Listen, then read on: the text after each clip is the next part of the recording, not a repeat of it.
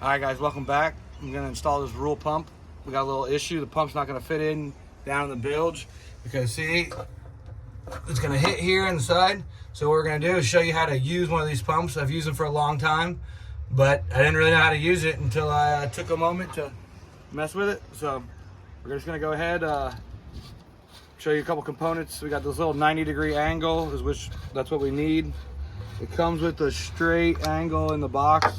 Got another one somewhere.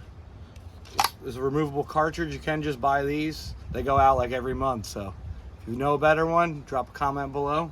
But the pump, it's locked in right now. If you just pull up on these tabs right here, pull up, it'll snap up. This will go ahead and rotate. We'll be able to snap that in, get any angle we want, put the pump back on, get our angle on there, and we'll be back in business. All right, so we went ahead, put some plumbing tape on it, threaded the pump in.